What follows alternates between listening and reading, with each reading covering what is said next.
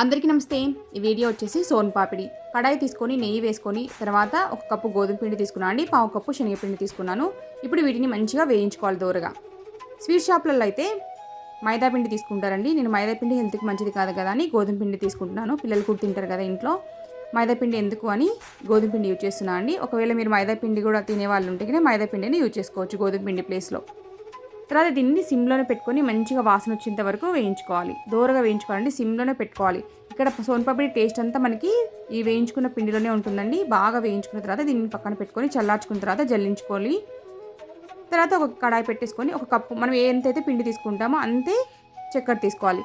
Sugar తీసుకున్న దాంట్లో పావుల cup water వేసేసుకొని ఎంతైతే షుగర్ తీసుకుంటామో ఆ షుగర్లో పావుల కప్పు వాటర్ తీసేసుకొని కొంచెం సిమ్లోనే పెట్టుకోండి. ఇదంతా నురుగు వచ్చిన తర్వాత కొంచెం లెమన్ పిండేసుకొని, లెమన్ పిండుకోవడం వల్ల పాకం అనేది గట్టిపడదు. తర్వాత చూడండి కలర్ ఈ విధంగా అయినప్పుడు మనము గిన్నెలో వేసేసుకొని చూస్తే ఉండగట్టింది అనుకోండి సరిపోతుంది. ఈ కలర్ రాగానే మనం స్టవ్ ఆపేసేసుకొని ఇదంతా ప్రాసెస్ అంతా సిమ్లోనే చేసుకోవాలి. మనము హై పెట్టారనుకోండి పాకం అంతా ఖరాబ్ అయిపోతుంది. మెయిన్ ఇక్కడ పాకమే అండి, మెయిన్ చాలా ఇంపార్టెంట్ మనకి. ఈ విధంగా పాకాన్ని ఒక ప్లేట్కు నెయ్యి రాసుకొని అందులోకి వేసేసుకొని చేయి పెట్టకండి, చాలా కాలుతుంది మనకి, జాగ్రత్తగా ఉండాలి.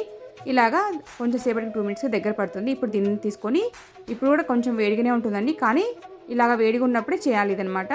చేతులు అయితే నాకు చాలా కాలుతున్నాయండి, కానీ చేస్తున్నాను.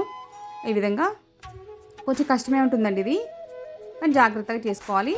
ఈ విధంగా చేసేసుకొని మనము ఎంత అయితే పొరలు చేసుకుంటామో అంత మంచిగా వస్తుంది సోన్ పాపిడి. ఈ విధంగా చేసుకొని తర్వాత ఒక 20 టైమ్స్ ఈ విధంగా ఫోల్డ్ చేసేసుకొని రౌండ్గా పెట్టేసుకొని మనం ముందుగా జల్లించుకున్నాం కదా, వేయించుకొని పక్కన పెట్టుకున్న పిండిని జల్లించుకున్న దానిని ఇందులోకి వేసుకుంటా మనం రౌండ్ చేసుకోవాలి. ఇలాంటి చాలా రెసిపీస్ మన ఛానల్లో ఉన్నాయండి. మీకు ఎవరికైనా ఇంట్రెస్ట్ ఉంటే చూడండి. చాలా కష్టపడి చేస్తున్నా అండి రెసిపీస్ అనేది. మన ఛానల్ని సపోర్ట్ చేస్తూ ఉన్నారు చాలామంది. ఇంకా ఎవరైనా కొత్తగా చూసేవాళ్ళు ఉంటే ప్లీజ్ సపోర్ట్. మీ సపోర్ట్ అనేది ఇలానే ఉంటే ఇంకా రెసిపీస్ చేస్తూ ఉంటాయండి.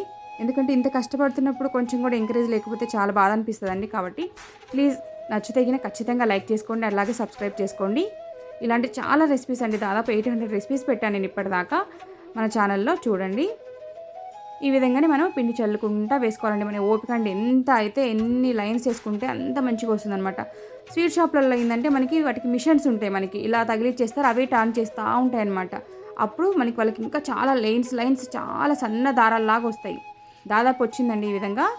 తర్వాత ఇలా గిన్నెలో మనకు నట్స్ వేసేసుకొని ఈ విధంగా పెట్టేసుకుంటే సోన్ పాపిడి అనేది రెడీ అయిపోతుంది. చూడండి ఎంత మంచిగా వచ్చిందో. నచ్చితే లైక్ చేసుకోండి, అలాగే మన ఛానల్ సపోర్ట్ చేయండి. నచ్చితే సబ్స్క్రైబ్ చేసుకోండి. Thank you for watching. చూడండి ఎంత మంచిగా వచ్చిందో. మరి స్వీట్ షాప్ అంత పర్ఫెక్ట్ రాకపోయినా పర్లేదండి, తినొచ్చు. ఎవరికైనా స్వీట్ షాప్లో ఉన్నంత పర్ఫెక్ట్ ఎవరికి రాదండి, ఎందుకంటే అక్కడ మిషన్స్తో చేస్తారు.